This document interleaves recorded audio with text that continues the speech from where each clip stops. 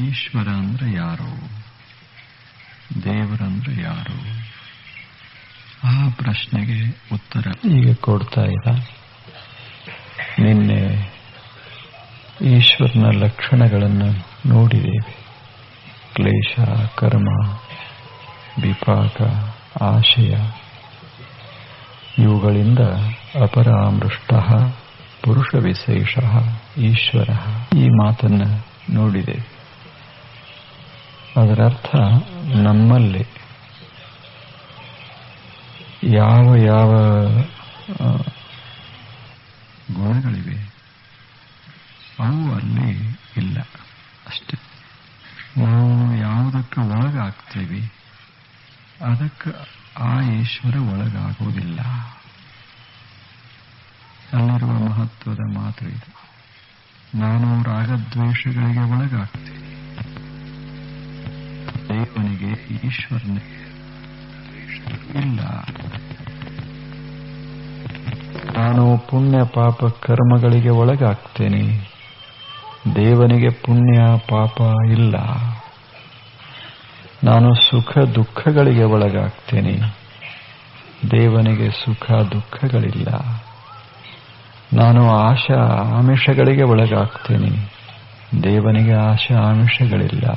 ಇಷ್ಟು 4 ಮಾತುಗಳನ್ನು ಅಲ್ಲಿ ಹೇಳಿದೆ. ಹಾಗೇನಾದರೂ ಆತ ಒಳಗಾಗ್ತಾ ಇದ್ದ ಅಂದ್ರೆ ಅವ ಈಶ್ವರ ಅಲ್ಲ. ಯಾವ ಸೋಲ್ತಾನ ಅವ ದೇವರಲ್ಲ. ಯಾರ ಮೇಲೆ ಯಾವುದರ ಪ್ರಭಾವನೂ ಆಗೋದಿಲ್ಲ ಅಂಥವ ದೇವರು.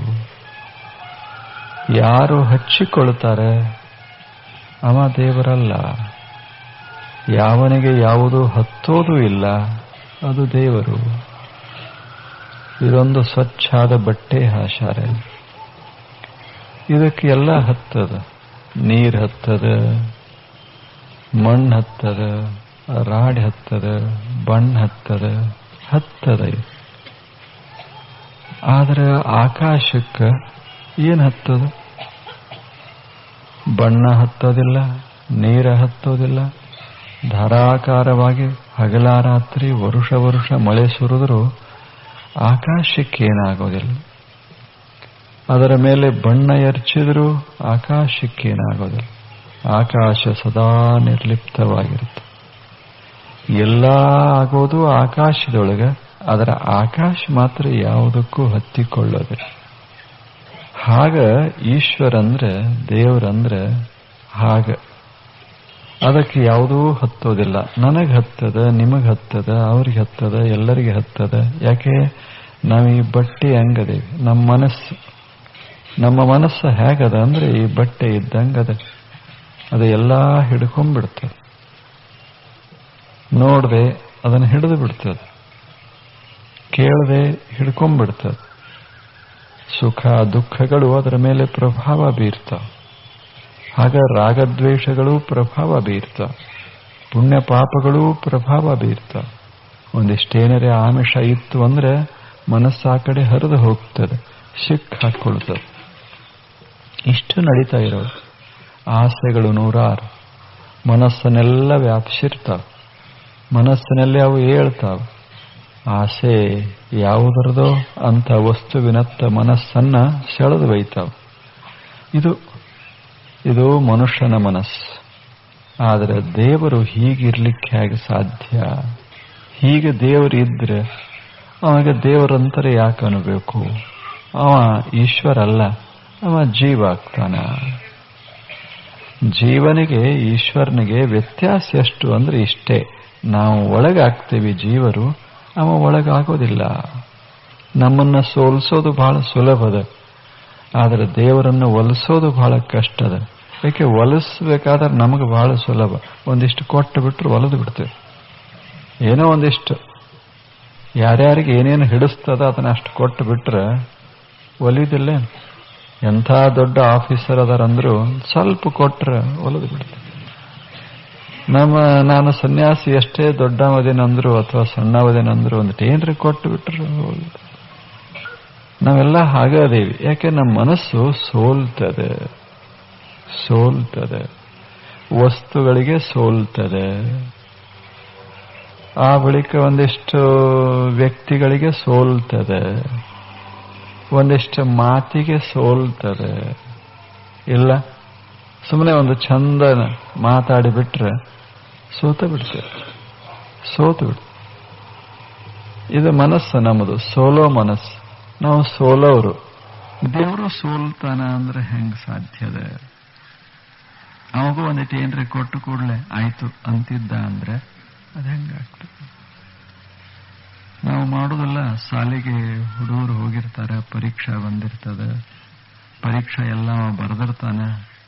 ಎಷ್ಟು ಬರೆದಿರ್ತಾನೆ ಅಂದ್ರೆ 0 ಮಾರ್ಕಸ್ ಬೀಳಷ್ಟು ಬರೆದಿರ್ತಾನೆ. ಅಲ್ಲಿಂದ ದೇವರಿಗೆ ಹೋಗಿ ಇಷ್ಟು ಕೊಡ್ತೀನಿ ಪಾಸ್ ಮಾಡಿಸು ಅಂತ ನಾವು ಅಂದೇವಿ. ದೇವರು ಒಪ್ಪುದ ಅಂದ್ರೆ ದೇವ್ರು ಹೆಂಗಾಗ್ತಾನೆ?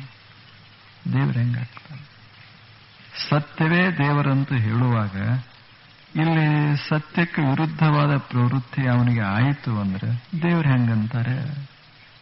ಅದಕ್ಕೆ ಪತಂಜಲ ಹೇಳೋದು, ಮನುಷ್ಯನೇ ನೀನು ಎಲ್ಲೆಲ್ಲಿ ಸೋಲ್ತೀಯೋ, ಯಾವುದನ್ನ ಹಚ್ಚಿಕೊಳ್ತೀಯೋ ಅದಕ್ಕೆ ಅವ ಸೋಲೋದು ಇಲ್ಲ, ಅದರಿಂದ ಅವ ಹತ್ತಿಕೊಳ್ಳೋದು ಇಲ್ಲ. ಅದಕ್ಕೆ ಅದನ್ನು ಹಚ್ಚಿಕೊಳ್ಳೋದು ಇಲ್ಲ. ಅಂಥವನಿಗೆ ಈಶ್ವರ ಅಂತ ಕರೀಬೇಕು. ಎಷ್ಟು ಸುಲಭ ವ್ಯಾಖ್ಯಾನ. ಕ್ಲೇಶ ಕರ್ಮ ವಿಪಾಕ ಆಶೈ ಅಪರಾಮೃಷ್ಟ ಪುರುಷ ವಿಶೇಷ ಈಶ್ವರ. ಎಷ್ಟು ಸುಂದರವಾದಂಥ ಒಂದು ಸೂತ್ರ ಹೇಳು. ಅದಕ್ಕೆ ದೇವರನ್ನ ಪರೀಕ್ಷಾ ಮಾಡಬೇಕಾದ್ರೆ, ನಾನು ಮೆಚ್ಚುವ ದೇವರು, ನಾನು ಒಪ್ಪಿಕೊಂಡ ದೇವರು ನಿಜವಾದ ದೇವರೇ, ಇದನ್ನ ಪರೀಕ್ಷಾ ಮಾಡಬೇಕಾದ್ರೆ ಇವು ಹಚ್ಚಬೇಕು. ಇವಿಷ್ಟು ಅವ ಸೋಲ್ತದ್ದ ಅಲ್ಲ, ಅವ ಸೋಲಿಲ್ಲ ಹೌದು. ಹೀಗೆ ಇದು ಗಣಿತದಾಗ ಒಂದಿಷ್ಟು ಸಂಖ್ಯೆಗಳಿರ್ತಾವ, ಸಂಖ್ಯೆ ಇರ್ತಾವ. ಅವು ಸೋಲ್ತದ್ದು ಅವು ಸಾಮಾನ್ಯ ಸಂಖ್ಯೆಗಳು. ಕೆಲವು ಸಂಖ್ಯೆ ಸೋಲ್ತಾವ, ಆದ್ರೆ ಒಂದೆರಡು ಸಂಖ್ಯೆ ಆದವ ಅವು ಸೋಲುವುದೇ ಇಲ್ಲ. ಕೆಲವು ಸೋಲ್ತವ, ಕೆಲವು ಸೋಲುವುದಿಲ್ಲ. ಉದಾಹರಣೆಗೆ ಒಂದು 10 ಅಂತದ, ಸೋಲ್ತದ. ಒಂದಿಷ್ಟೇನರೆ ಅದರ ಮಗ್ಗಲು ಇಟ್ರೆ ಅದು ಹೆಚ್ಚು ಕಡಿಮೆ ಆಗಿ ಶುರುವಾಗ್ತದೆ. ಆಗುದಲ್ಲ? 10 ಒಂದಿಟ್ರೆ ಒಂಥರ ಆಗ್ತದೆ, 10ಕ್ಕೆ 11 ಆಗಿ ಶುರುವಾಗ್ತದೆ, ಸೋಲ್ತದೆ. 10 ಉಳಿಯೋದಿಲ್ಲ, 11 ಆಗ್ತದೆ. ಅದರ 10 ಒಂದು ಸ್ವಲ್ಪ ಇನ್ನೊಂದಿಷ್ಟು ಅದನ್ನ ತೆಗೆದು ಹಾಕಿ ಒಂದು ಕಡಿಮೆ ಮಾಡಿಬಿಟ್ರೆ, ಒಂದು ಕಡಿಮೆ ಉಣ ಒಂದಿಟ್ರೆ ಮತ್ ಸೋಲ್ತದೆ, 9 ಆಗ್ತದೆ, 10 ಉಳಿಯುವುದಿಲ್ಲ. ಅಂದ್ರೆ ಬದಲಾಗಿ ಬಿಡ್ತದೆ. ಏನಾರೇ ಒಂದಿಷ್ಟು ಸಂಖ್ಯಾ ಮುಂದೆ ಪ್ಲಸ್ ಮೈನಸ್ ಬಂದು ಅಂದ್ರೆ ಸೋಲಕ್ಕೆ ಶುರುವಾಗ್ತದೆ. ತನ್ನ ಸ್ಥಿತಿಯನ್ನು ತಾನು ಉಳಿಸಿಕೊಳ್ಳೋದಿಲ್ಲ. ಮ್ಯಾಥಮೆಟಿಕ್ಸ್ ಅಲ್ಲ ಇದು, ಸೋಲ್ತಿರ್ತದೆ. ಆದರೆ ಮ್ಯಾಥಮೆಟಿಕ್ಸ್ದಾಗ ಒಂದು ಇನ್ಫಿನಿಟಿ ಅಂತದೆ. ನೀವು ಬೇಕಾದಿಡ್ರಿ, ಅದೇನೂ ಆಗೋದಿಲ್ಲ. ಹೌದಲ್ಲ? ತಮಗೆ ಗೊತ್ತದ, ಗಣಿತ ಶಾಸ್ತ್ರ ಗೊತ್ತದೆ. ಅನಂತತ ಅಂತಂತೇವಿ ಕನ್ನಡದಾಗ, ಅನಂತತ ಅಂತೇವಿ. 1 2 3 ಹೀಗೆ ಅನಂತವಾಗಿ ಹೋಗ್ತದೆ. ಇಂಥ ಒಂದು ಅನಂತತೆಯ ಎದುರಿಗೆ ನೀವು ಪ್ಲಸ್ ಇಡ್ರಿ, ಮೈನಸ್ ಇಡ್ರಿ, ಏನೇನೂ ಆಗೋದಿಲ್ಲ. ಅದರಲ್ಲಿ ಯಾವ ಬದಲಾವಣೆ ಆಗೋದಿಲ್ಲ. ಅದು ನಂಬರೇ, ಆದರೆ ಬದಲಾಗೋದಿಲ್ಲ. ಇವು ನಂಬರೇ, ಆದರೆ ಹೊಯ್ದಾಡ್ತಾವ, ಬದಲಾಗ್ತಾವ. ಈಶ್ವರನಿಗೆ ಜೀವಕ್ಕೆ ಇದ ವ್ಯತ್ಯಾಸ. ನಮ್ಮದು finite numbers, he is the infinite ಅಷ್ಟೆ. ನಾವು ಫೈನೈಟ್, ನಮ್ಮದು ಪರಿಮಿತ ಸಂಖ್ಯೆಗಳ ನಾವ, ಆತ ಅಪರಿಮಿತ. ಅವನು ಸಂಖ್ಯೆನೇ ಅಪರಿಮಿತ, ನಾವು ಸಂಖ್ಯೆಗಳೇ ಪರಿಮಿತ. ನಮ್ಮ ಹತ್ತರ ಸ್ವಲ್ಪ ಎಡಕ್ಕೆ ಒಂದಿಷ್ಟೇ ಆದರೆ ಪ್ಲಸ್ ಆತು, ಬದಲಾಗ್ತದೆ. ಆಗುದಿಲ್ಲ? ಸುಮ್ಮನೆ ಎಡಕ್ಕೆ ಯಾರೇ ಬಂದು ಕೂತ್ರಂದ್ರೆ ಒಂಥರ ಆಗ್ತದೆ, ಬಲಕ್ಕೆ ಯಾರೇ ಕೂತ್ರಂದ್ರೆ ಇನ್ನೊಂದ್ ಥರ ಆಗ್ತದೆ, ಕಿಶದಾಗ ಒಂದಿಷ್ಟು ಬಂತು ಅಂದ್ರೆ ಒಂಥರ ಆಗ್ತದೆ. ನಾವು ಉಳಿಯೋದಿಲ್ಲಲ್ಲೇ, ಇದ್ದಕ್ಕಿದ್ದಂಗೆ ಉಳಿಯೋದಿಲ್ಲ.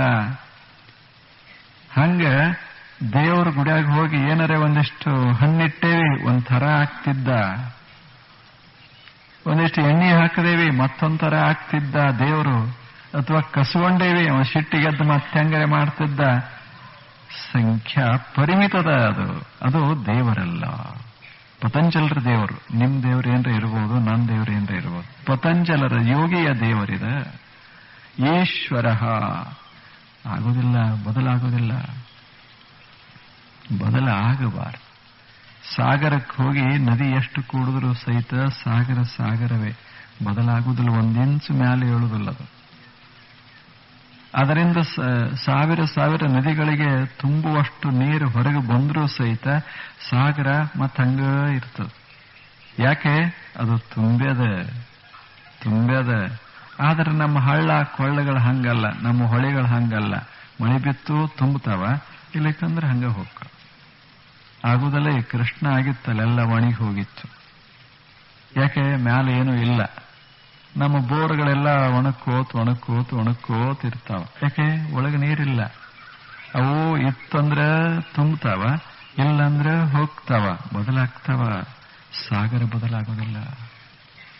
ಹಾಗ ದೇವ್ರಂದ್ರೆ ಸಾಗರ ಇದ್ದಂಗ, ನಾವು ಅಂದ್ರೆ ಈ ಕೆರೆ ಹಳ್ಳ ಬಾವಿ ಅಂತ ಸೋಲ್ತೇವಿ.